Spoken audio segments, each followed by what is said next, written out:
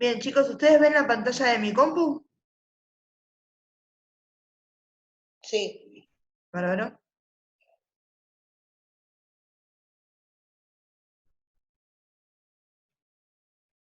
Esto es lo que les comentaba, que era lo que teníamos, ¿sí? Como si fuera bien ayuda a memoria para las diferentes partes de lo que es la irrigación de diafragma.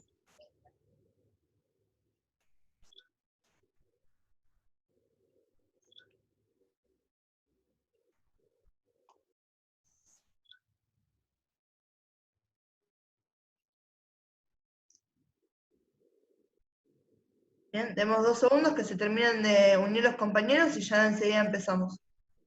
Bueno, pues.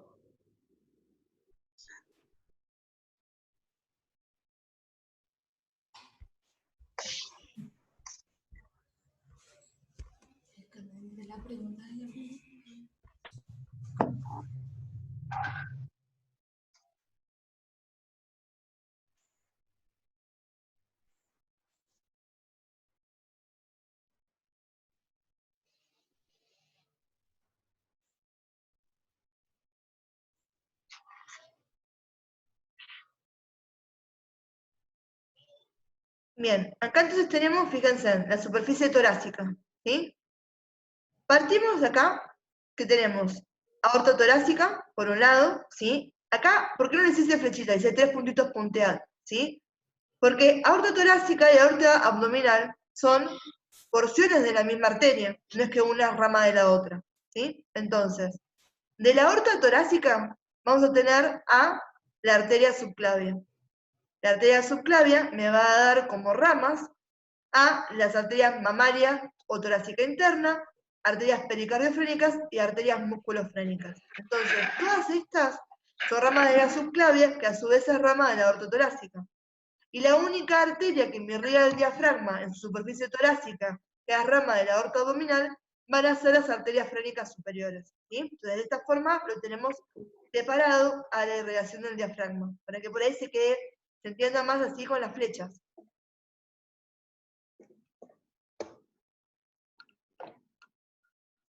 Acá tenemos superficie abdominal y superficie costal. ¿sí?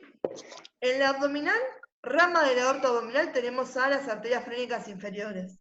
Mientras que en la superficie costal tenemos rama de la aorta torácica a las arterias intercostales. Y cuando hablamos de drenaje, ¿sí? Yo les hice este cuadrito para que también lo vean como si fueran con flechas. ¿bien? Decimos que el drenaje, obviamente, se realiza con esas venas que circulan relacionadas, paralelas o junto a las arterias. Cuando hablamos de drenaje venoso del diafragma, lo separábamos en 3. Teníamos drenaje superior, drenaje posterior y drenaje inferior. El drenaje superior, hay una división entre los vasos que lo están drenando y la vena frénica superior que termina en la vena inferior. Terminar desembocando en la vena cava superior. ¿Cómo llega a la vena cava superior? Primero desemboca en la mamaria interna, esta tributa en la vena subclavia, esta tributa la vena brachiocefálica y recién ahí llegamos a la vena cava superior. La vena frénica superior es directamente tributaria de la vena cava inferior. Cuando hablamos del drenaje posterior, tenemos venas que se encargan de drenar hacia el sistema ácidos y hacia el sistema hemiácidos. ¿Bien? Y cuando hablamos de drenaje inferior, ahí tenemos otra diferencia entre la vena frénica derecha y la vena frénica izquierda. La vena frénica inferior derecha drena en la vena cava inferior, mientras que la vena frénica inferior izquierda tiene 2 posibilidades de drenaje, o 2 posibilidades de aporte de drenaje. Una va a ser hacia el sistema de la vena cava inferior, y la otra va a ser hacia lo que es la vena suprarrenal izquierda. ¿sí? Estas diapos, yo no se las agregué a ustedes en el Power que tienen subido. Sí, sí, esa está, esa Sí, está. sí, esa. Esto es lo que les decía, chicos, porque yo cuando uso el pizarrón, a mí, porque en lo particular es la forma en que yo estudio, siempre todo con flechas, porque cuando hablamos de irradiación es más fácil este o este va hacia este, ¿sí? Por eso les agregué estas diapos.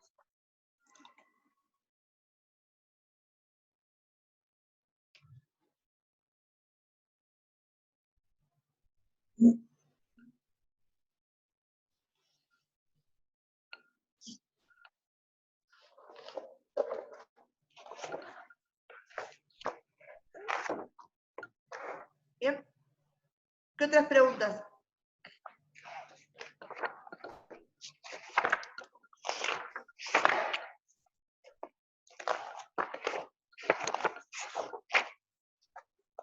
Alan, ¿cuáles tenés? Ahora que me está cargando la neurona.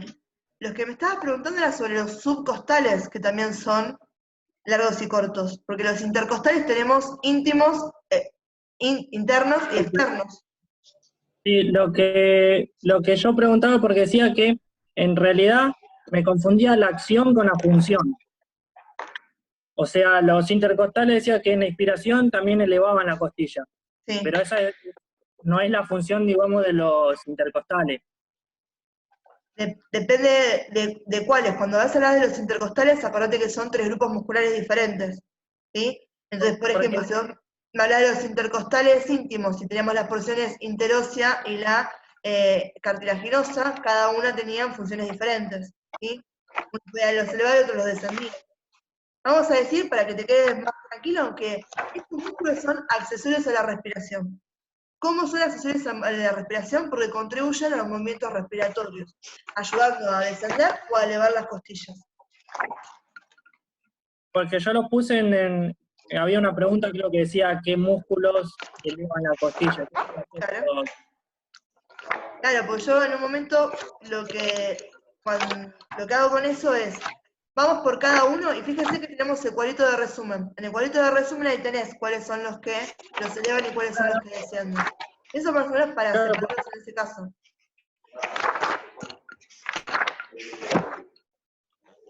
Porque lo había visto ahí en el cuadrito de resumen, entonces dije, elevan también, entonces lo puse como que elevaban la costilla. Claro, porque depende cuál es, a ver, no es que hacen una de las cosas, trabajan de forma simultánea. ¿Cómo? No entendí. Que porque no los podemos, y cuando uno habla de los intercostales como grupo muscular general, ¿sí? Vamos a ver que no todos hacen lo mismo. Por ejemplo, este es lo que te decía, los intercostales internos. Los intercostales internos, ¿sí? Tenían organizaciones, ¿sí? Una que la saqué, ¿sí? La porción intercondral las elevan. Entonces, si me decís que están elevadas las dos cosas, depende de a qué referencia los externos y los internos depende de qué porción, qué cosas hacen, ¿sí? Si la descenden o bueno, el mismo, eso es que lo conocemos muy bien, que es lo que hace, y creo que va a ser lo más parecido que hace los intercostales internos. Por eso te figuran haciendo las dos cosas en el cuadro, porque es verdad, si los tenemos como un grupo muscular completo, tenemos las dos acciones entre ellos. Bien. Okay.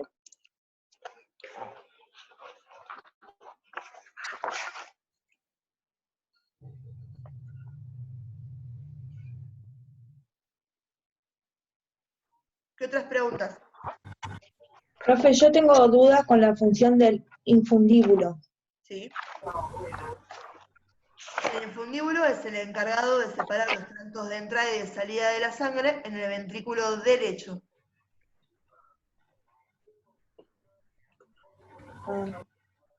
Yo les comentaba que uno les habla ahora cuando estamos explicándolo de esta manera para que entiendan de dónde va la sangre como si fuera una forma totalitaria, como que la sangre pasa en el 100% de una cavidad a la otra.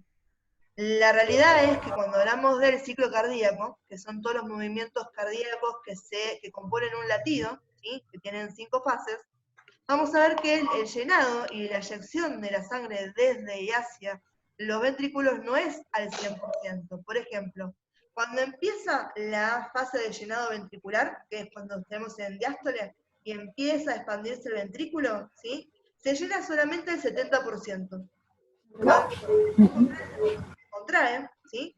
Que ya alcanzó lo que se llama un volumen telediastólico, que es de 120 mililitros más o menos, y se eyecta, de esos 120 mililitros solamente se eyectan 50 mililitros hacia lo que es la arteria, ¿sí? Pulmonar, en este caso. Entonces, tenemos que tener algo que me esté separando lo que entra y lo que sale, lo que está viniendo desde la aurícula hacia el ventrículo y del ventrículo hacia la arteria. Porque todo esto pasa en forma sincrónica, ¿sí? No es que se toman su tiempo cada una de las cámaras. Cuando hablamos de un latido, estamos hablando de menos de un segundo que está pasando esto, 0,8 segundos es lo que tarda en hacerse el ciclo cardíaco. Entonces tenemos que tener algo, o el corazón en realidad tiene que tener algo que me pueda separar los tractos de entrada y de salida. En el ventrículo derecho, ¿quién cumple esa función? El infundíbulo, como un desnivel que hay en el piso del ventrículo. Mientras que en el ventrículo izquierdo, la que cumple esa función de separar los tractos de entrada y de salida va a ser la valva, ¿sí?, de la válvula bicúspide.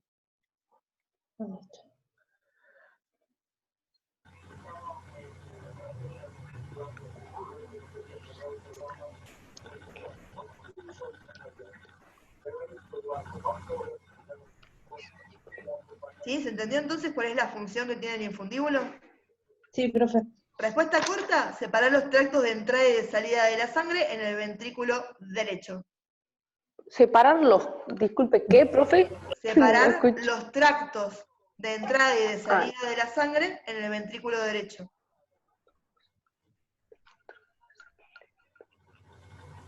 Listo.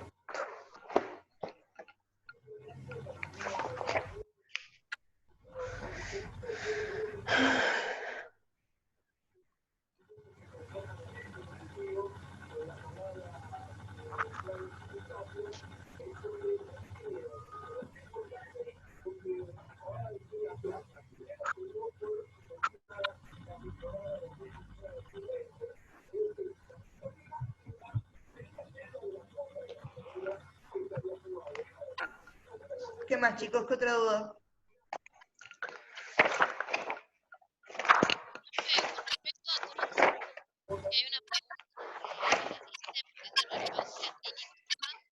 Espérame, gorda, que no te escucho. Las referencias de clínicas del ángulo de Lewis. No te llego a escuchar, amor. Haz una cosa. Fíjate que hay un chat en esto. Mandame un mensajito, dame un segundo que me está sonando acá la guardia del teléfono. Ya vengo con ustedes.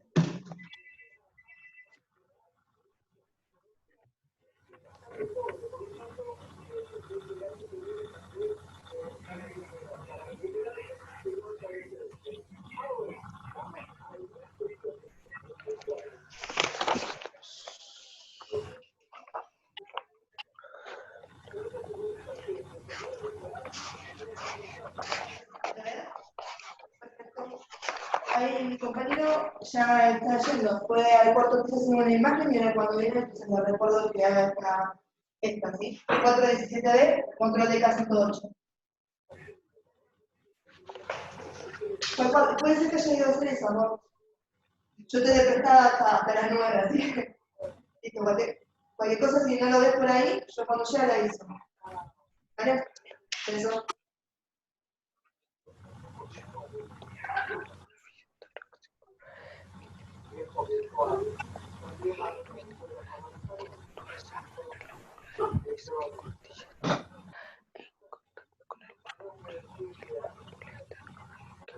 Bien, amor. Ahí está, dame un segundo que entra al chat. Relevancia clínica del ángulo de Lewis. Sí, el ángulo de Lewis es una gran fuente de información a nivel de posicionamiento que tenemos nosotros en lo que es la región torácica, ¿sí? ¿Cuál es una de las relevancias clínicas? Es que nos sirve, por ejemplo, para poder saber y contar los espacios intercostales en el paciente, ¿sí? El tema, clínicamente, ¿por qué a uno le interesaría contar los espacios intercostales en el paciente y no, por ejemplo, en una imagen? Para colocar las derivaciones que tiene un electrocardiograma, ¿sí? Vamos a ver que justamente en el segundo espacio intercostal y demás, tenemos que contar eso. ¿Qué pasa? ¿Por qué nos sirve el ángulo de Lewis? Porque el primer espacio intercostal yo no llego a contarlo bien, a palparlo, porque tengo interpuesta, ¿a quién? A la clavícula. Pero en el ángulo de Lewis, yo sé que acá el que empiezo a contar ahí es el segundo espacio intercostal. Entonces ya tengo seguridad para ir contando los espacios intercostales sucesivos. Por otro lado, en cuanto a las referencias, fíjense en que nos cansamos de nombrar el ángulo de Lewis en un montón de cosas cuando estamos viendo los temas de anatomía. Lo nombramos como uno de los divisores cuando separábamos mediastino superior e inferior. Lo nombramos como la región en la que se bifurcaba la tráquea, ¿sí? Lo nombramos un montón de veces por ángulo de Lewis. Yo les dije, chicos, se los nombro y apréndanse dónde están porque lo utilizamos todo el tiempo como referencia porque realmente es bastante útil para ubicarnos en dónde estamos parados, ¿sí? Ya sabemos que estamos a este nivel del tórax.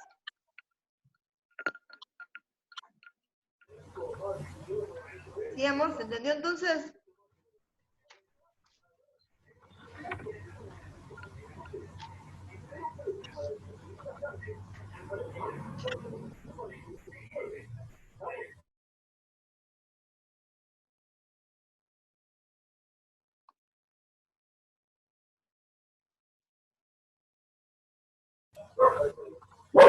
Ahí está, bárbaro. ¿Qué más, chicos? ¿Qué preguntas?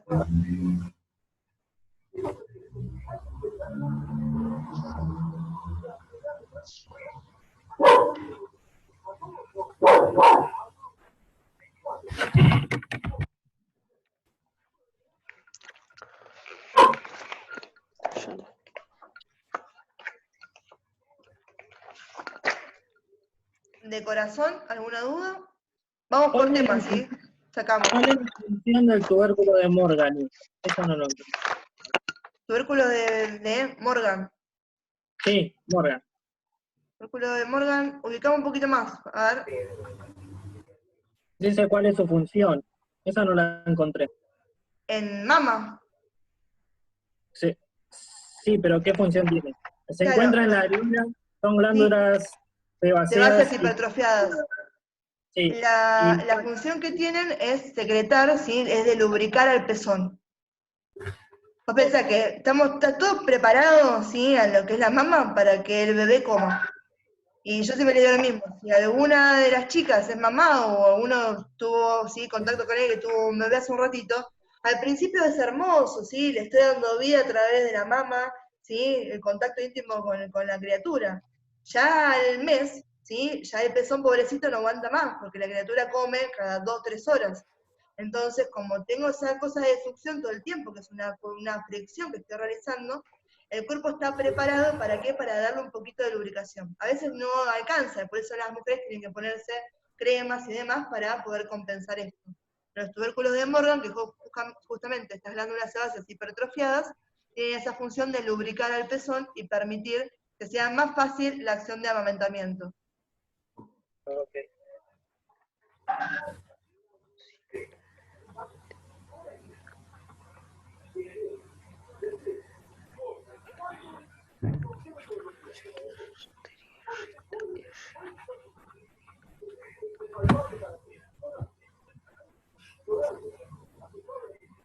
En el momento eso yo tengo. ¿Sí? En el momento, por la duda me requiere lo que me falta. A ver, vamos a decir más alto que no te llegue a escuchar. Por el momento estoy bien Bárbaro. con eso. Yo creo que las dudas ya me las saqué.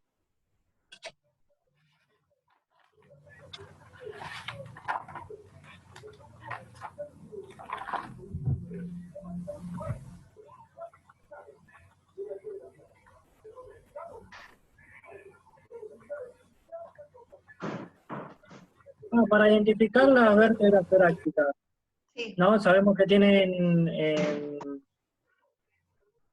cositas carillas. costales en sus cuerpos, o Sí, hemicarillas.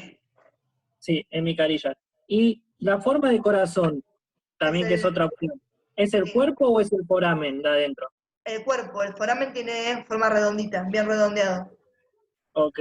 ¿Gordo, hiciste el 417B recién? Sí. Ah, joya, me llamaron. Ah, bueno. Me sorprendía que no había. Sí. Sí, amor, igual el punto, a ver, cuando hablamos de las vértebras y las características que tienen por región, hay un montón de cosas que la diferencian. Por ejemplo, la disposición de la apófisis espinosa de las vértebras torácicas también me las separa del resto. ¿Sí? Decimos que son mucho más largas y con dirección, ¿sí? Posterior-inferior. Ahora, podemos hablar de un montón de diferencias, pero yo te digo, ¿cuál es la diferencia principal? Esa cosa que vos ves y no hay duda que esto es una vértebra torácica, las hemicarillas o fositas costales. ¿Por qué? Pensá, ¿dónde tenemos costillas? A nivel del tórax. No tendría sentido que una vértebra lumbar tuviera fositas costales porque no articula ninguna costilla a nivel lumbar. No tendría sentido que las vértebras cervicales tuvieran fositas costales porque no me articulan ninguna costilla a nivel del cuello. ¿Sí? El tema de las apófisis y demás también nos sirve para identificar la que tiene forma de corazón en el cuerpo, las características que tengan las apófisis, el tipo del foramen, ¿bien?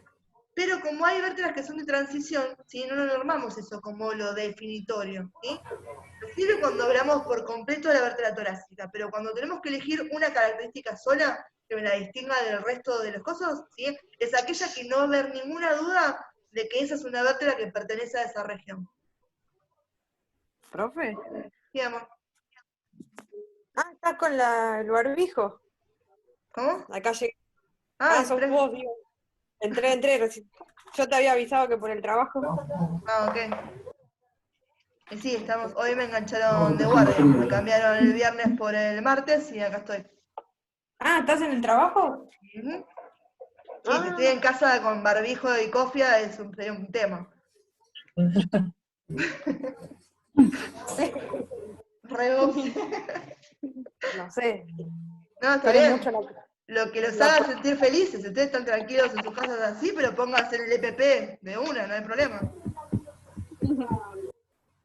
Bueno.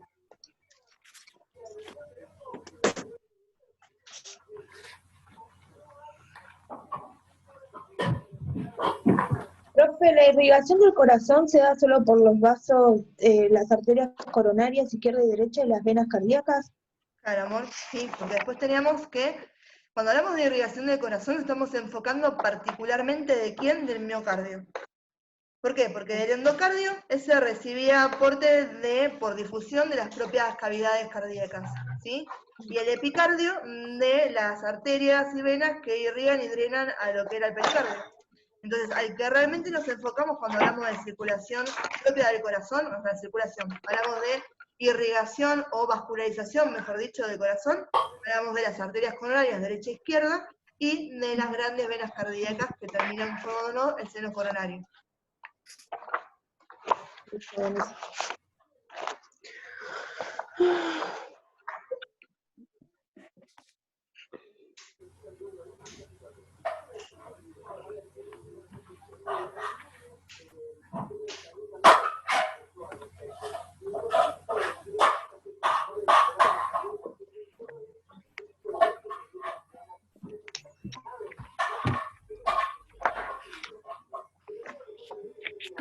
Profe, una consulta. Decime.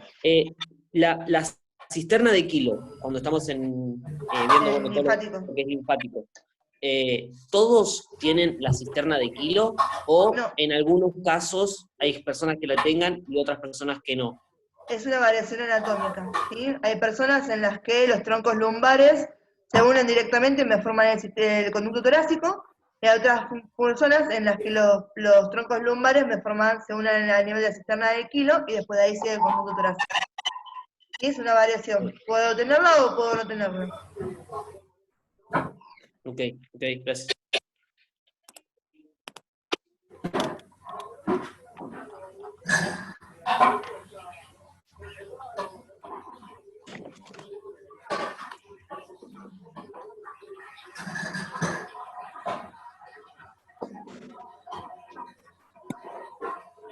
Bien, ¿qué otras preguntas?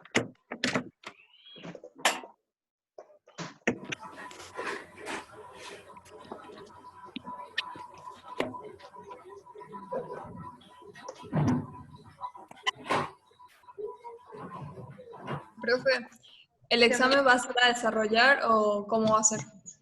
En el examen van a tener predominantemente preguntas múltiple choice, ¿sí? También pueden ser que tengan para describir un gráfico o algo brevemente a describir, sí, a desarrollar.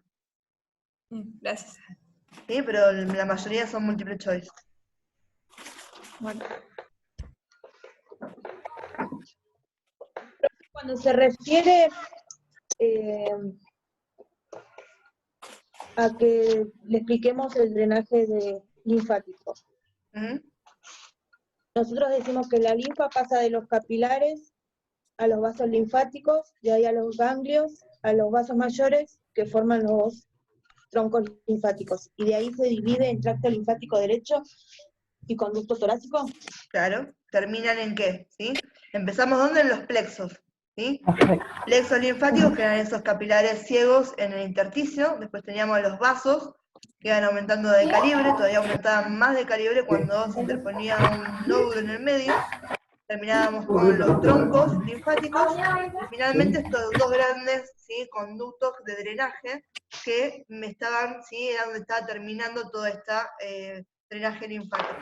Del lado derecho, la gran vena linfática derecha, que era la que me drenaba solamente el cuadrante superior derecho, y del lado izquierdo, el conducto torácico, que me drena el cuadrante superior izquierdo y ambos cuadrantes inferiores.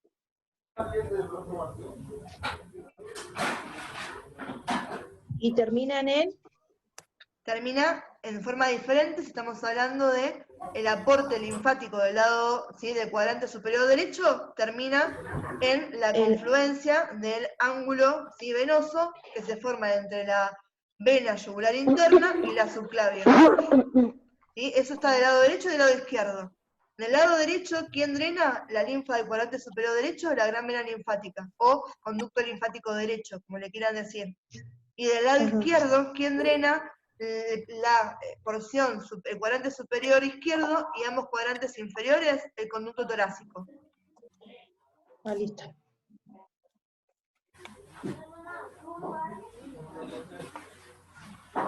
Dale, gordo.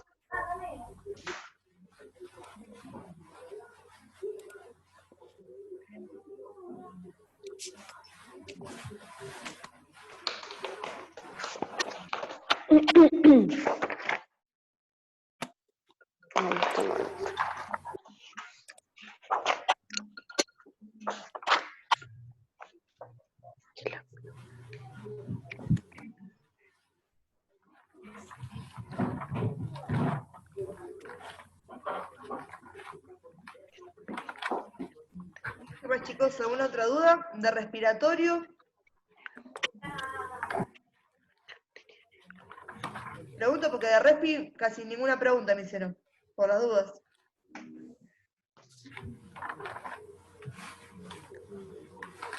Respiratorio.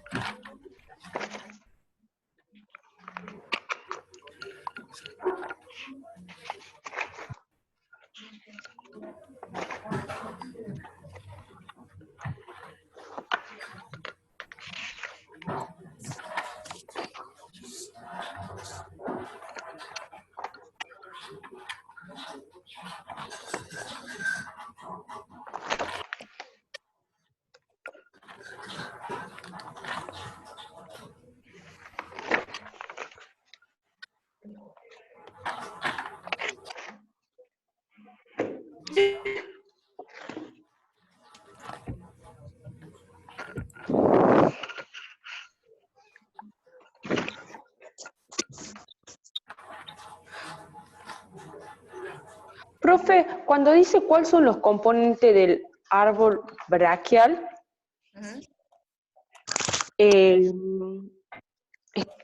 espere que ya lo perdí.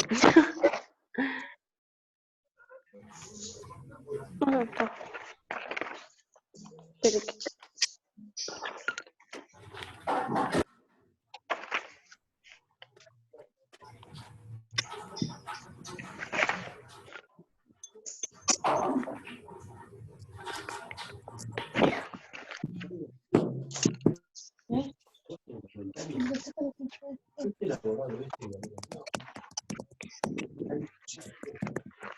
¿Son los que son los bronquios, bronquiolos y alveolos? Claro, acuérdate que antes de empezar ahí, estamos hablando de, cuando hablamos de la segmentación broncopulmonar, empezamos en broncos principales derecho e izquierdo. ¿Sí? El bronco principal nos íbamos a los lóbulos, entonces ahí éramos broncos lobares. Después teníamos los segmentos broncopulmonares, entonces teníamos bronquios, ¿sí?, segmentarios. A partir de ahí, ya como más chiquitito, y cuando hablábamos de vuelta, hablamos de bronquiolos, ¿sí? Bronquiolos que es más chiquitito con bronquios. De los bronquiolos teníamos bronquiolos terminales y bronquiolos respiratorios. Los bronquiolos respiratorios eran los que se continuaban con los alveolos.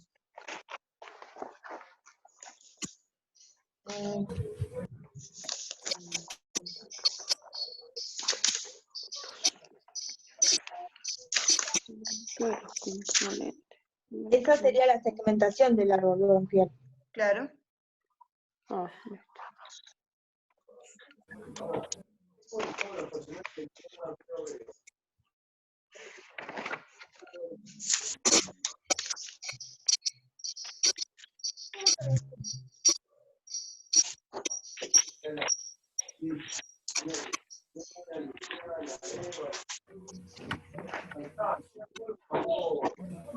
¿Quieren que nombremos los temas desde el principio? Empezamos con el primer power de tórax. Vamos entonces en orden a ver qué preguntas van surgiendo de cada uno de ellos. Así tenemos un orden y no nos perdemos. Arranquemos entonces del tórax 1, ¿sí? Lo primero de toda la materia. Sí.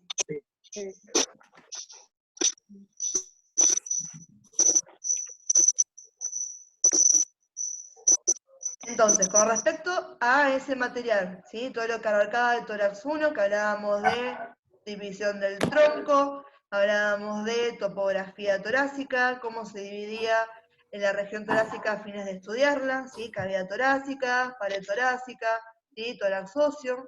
Habíamos hablado de las costillas, del esternón, ¿bien? Orificio torácico superior, orificio torácico inferior. ¿Sí? De todo eso, ¿alguna pregunta, algo que necesiten reforzar?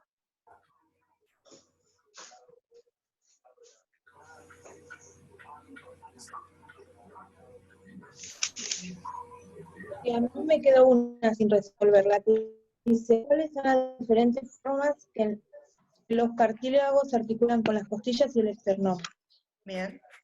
Las diferentes formas en que se articulan con las costillas y el esternón era que, acordate cuando vemos esternón. El esternón tenía lugar para 7 cartílagos, ¿sí? Teníamos 7 fositas costales en sus bordes, ¿sí? Laterales. Entonces, ¿tenemos más cartílagos que 7? Sí. ¿Sí? Todas mis costillas tienen cartílagos. Y tenemos 24 costillas, 12 de cada lado. Entonces me estaría quedando corta con la cantidad de cartílagos que me pueden articular directamente con el esternón. Entonces decimos que los primeros 7 cartílagos articulan directamente. El cartílago número 8, el cartílago número 9 y el cartílago número 10, lo que hacen es unirse al borde inferior del cartílago superior. ¿Qué quiere decir? El cartílago número 8 se le pega al borde inferior del cartílago número 7. El cartílago número 9 se le pega al borde inferior del cartílago número 8. Y el cartílago número 10 se le pega al borde inferior del cartílago número 9. ¿Bien? Cartílago 11 y 12, esos no articulan para nada con el esternón, ¿sí? Están en los bordecitos de las costillas y no tocan absolutamente nada. Entonces, decimos que los cartílagos del 1 al 7 articulan directamente con el esternón, los cartílagos 8, 9 y 10 articulan con la del borde inferior del cartílago superior, mientras que los cartílagos 11 y 12 no articulan con absolutamente nada y están en los bordes externos de las costillas número 11 y número 12, ¿sí?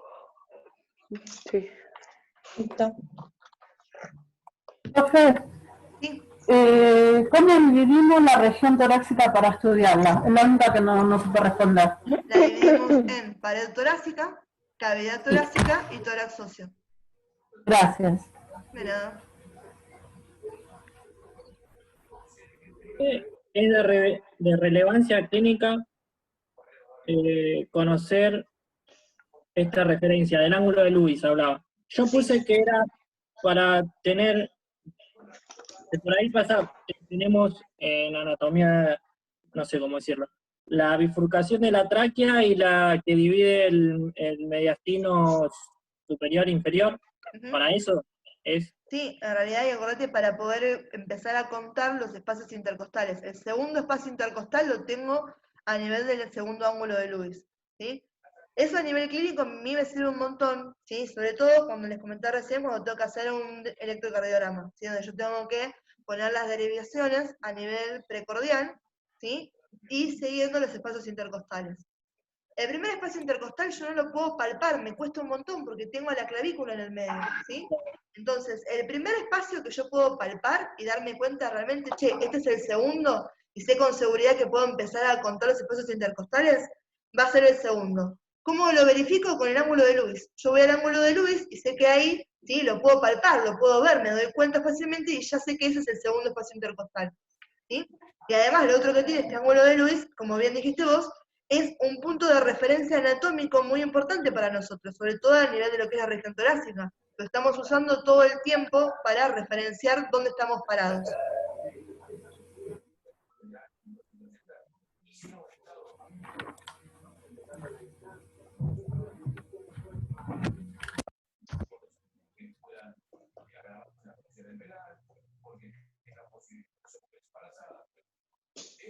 ¿Sí? ¿Algo más sobre este Empower entonces?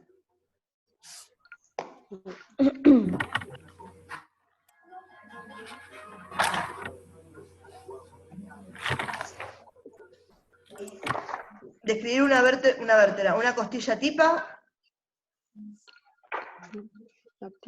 Ah, no, ¿cuál es la función de los cartílagos costales? Los cartílagos costales le están ofreciendo, ¿sí?, flexibilidad a la región torácica, ¿sí? Fíjense que lo que tenemos a este nivel son todos, la mayoría, excepto lo que son las columnas, que son huesos irregulares, son huesos planos, el esternón, las costillas. ¿Por qué? Tengo en este lugar cosas que son muy importantes para la vida nuestra, ¿sí? Corazón y pulmones. Sin el corazón y sin los pulmones nos morimos, ¿sí? Y la verdad que el cuerpo tiene como una gran inversión en la subsistencia nuestra, ¿sí? Que es una máquina que está formándose y tiene disposiciones para que realmente resistamos. Entonces, por un lado yo tengo que proteger todo esto, ¿sí? Entonces tengo hueso. Ahora, tanto el corazón y sobre todo los pulmones se mueven, no están estáticos esos órganos en este nivel, ¿sí?